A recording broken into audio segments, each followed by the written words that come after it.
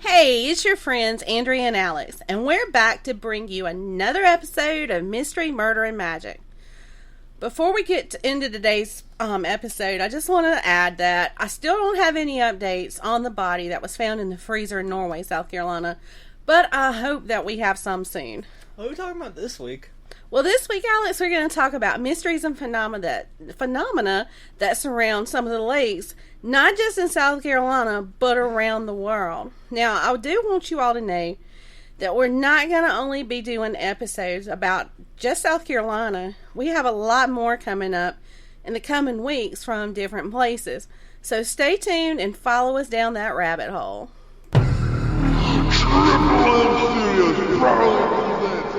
Mystery, murder, and magic, heroes, and Alice.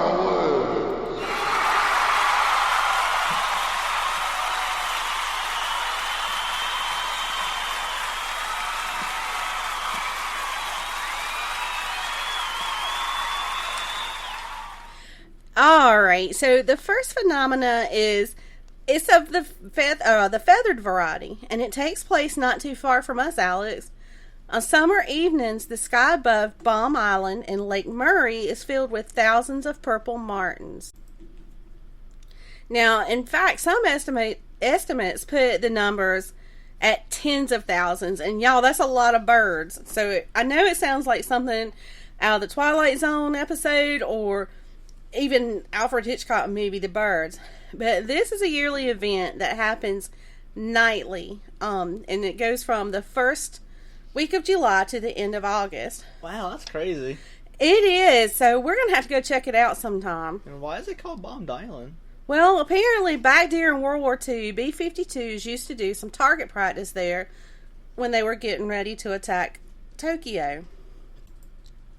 So as the sun starts to set, the birds start coming in a few at a time, and eventually the sky is almost black because there's so many birds.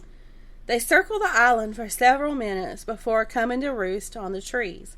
There's even boat tours that you can take so you can watch this take place.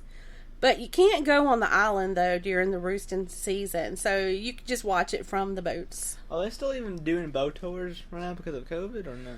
Well, I don't really know. That's a good question, but that's something we're going to have to look into later. So when the sun starts rising the next morning, the birds take off back to wherever it is they go during the day. And they repeat the ritual again at sundown. Now get this, meteorologists have even picked up images of the birds on their radars, and at times the morning migration, I guess because they're all taking off at one time, it's been larger, or it shows up larger on the radar than Hurricane Hugo.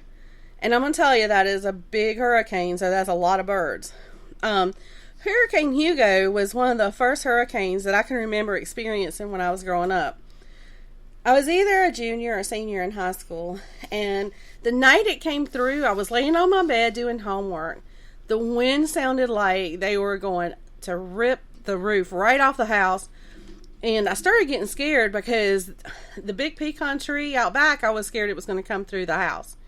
Now, I've never heard, like, when the way it was howling. I mean, you could just hear it, like, going around the corners of the house. And I honestly don't think I've heard any like that since then.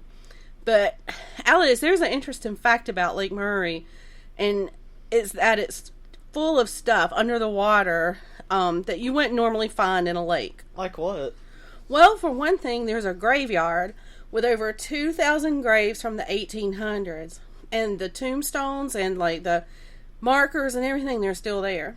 But there's also the Wise Ferry Bridge, 6 schools, 3 churches, and 5 towers from the hydroelectric plant. That's a lot of stuff coming from under a lake. Yeah, it really is. But you gotta remember, Lake Murray is the biggest man-made lake in South Carolina, and it covers over like 50,000 acres of land. Now, when it was completed, it was considered the largest earthen dam in the world. Oh my gosh. I know, so it's huge. But there's also a rock house with all 4 walls and most of the roof still standing. It was built in the 1800s. There's even entire towns underneath the lake waters. That ferry bridge that I mentioned, I've heard it's really something impressive to see underneath the water. some divers found a concrete block that had a 1911 time or date stamp on it, and the names of the people who had helped build the big bridge. There's also a video of a dive near the bridge that's pretty cool, and when we're done here, I'll share a link on the 3M Podcast Facebook page of that video. Now, until the 1980s, there was even a B-25 Mitchell plane that had crashed into the lake during World War II. Now, when they pulled that airplane out of the water, they were able to salvage a lot of artifacts from the plane, like the pilot's watch that his wife had gotten him, and she was even still making payments on this watch when he crashed into the lake. And there was also navigation charts, and I think that's pretty incredible that all of that was still in there. Oh, and there was even a local newspaper that was still readable. How amazing is that? I had no idea all of that was still there. I really didn't either, Alex, but Lake Murray isn't the only lake in our state with buried treasures. Have you ever heard of the Underwater Hotel? Can't say I have. Well, apparently there's one located at the bottom of Lake Jocassee. How does that even work? Well, it's not being used anymore, but it was there before Lake Jocassee was Lake Jocassee. Now, I'm not sure if you know this, but I remember learning in 8th grade South Carolina history that all the major lakes here in South Carolina are man-made.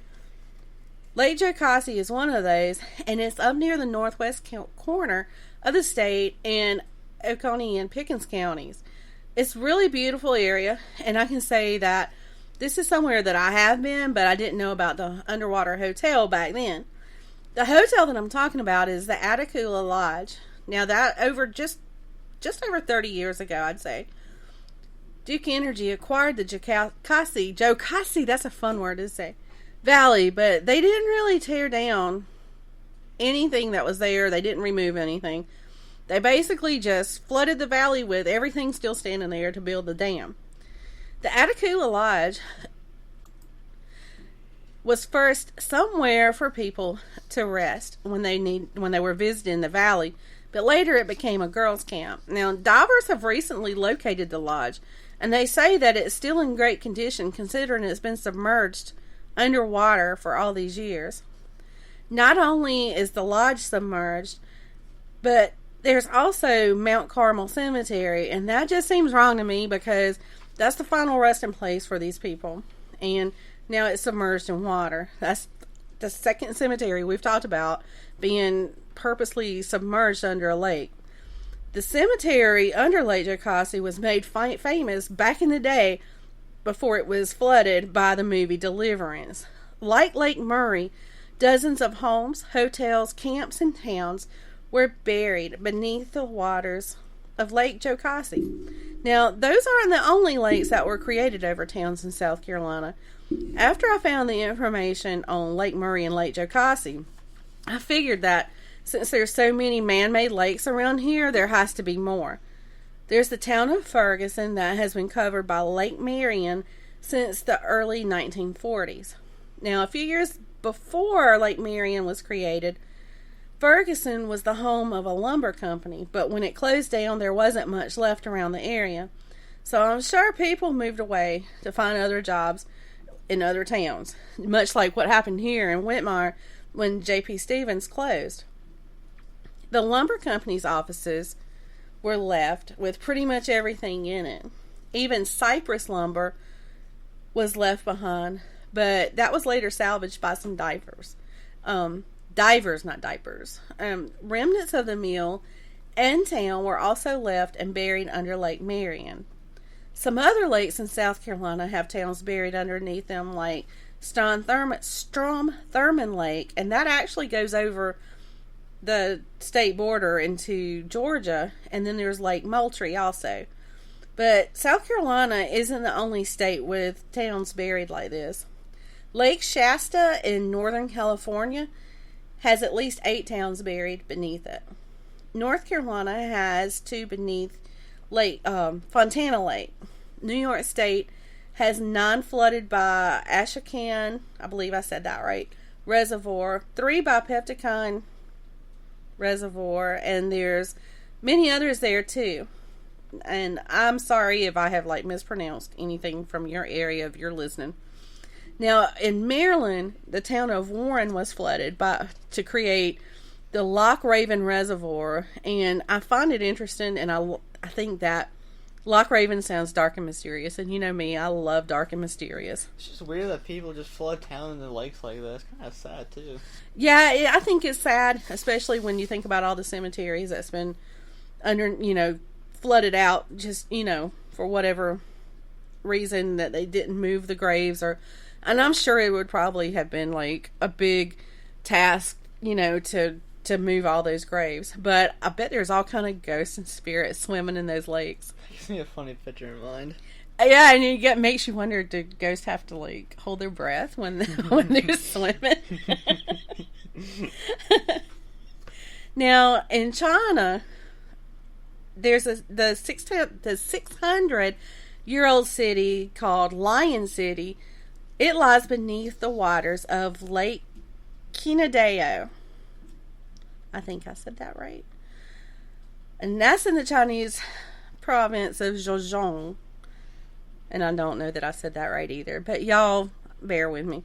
Now, the city was flooded in 1959 to create the reservoir and a hydroelectric station for a nearby city. Even though it's been underwater for almost 62 years, the city is still remarkably beautiful. The ruins of the city were pretty much unknown, which I can't even understand because they had to know what was there when they flooded. But anyway, back in 2001, the government there led an expedition, and they found a small city with wide streets, 5 entrance gates, and 265 archways that had beautifully detailed carvings of lions, dragons, and phoenixes. Some of the inscriptions dated back to 1777. Another city that was built in the year 208 was also discovered with it. It's so sad to me to see such beautiful history hidden away like that. But I did read that a few diving companies there give tours to the area, but it's not very well charted, so it's only recommended that experienced divers take the tour. Now, one of the oldest flooded cities, I guess you could say, is a 2,000-year-old city in Portugal. I can't pronounce the name of it, and I'm not even going to try, but it's in the Minho region, and I probably didn't pronounce that right either. But it is said to have been established by the Romans in the 1st century, and it was a prosperous town for 2 millennia before being flooded in 1972. Now, before it was flooded, the villagers gathered up as many artifacts and memories as they could to take with them. During the dry periods there in that area, the remnants of the walls, windows, and doors can be seen re-emerging from the lake. Why on earth would they flood such an ancient city? Well, like with all the others, it was for hydroelectric stations to bring power to nearby towns and cities, but it's still pretty sad to me, though. Yeah, it really is. So, in my opinion, progress isn't always pretty, and in instances like this that we're talking about, it definitely isn't pretty, and it's just downright sad, because history's literally been washed away. Well, that's all I've got for this episode. As always, if you have any episode ideas, questions, comments, or you just want to say hey, shoot us an email at mysterymurdermagic@gmail.com. And don't forget to check out the Facebook page at facebook.com/3mpodcast.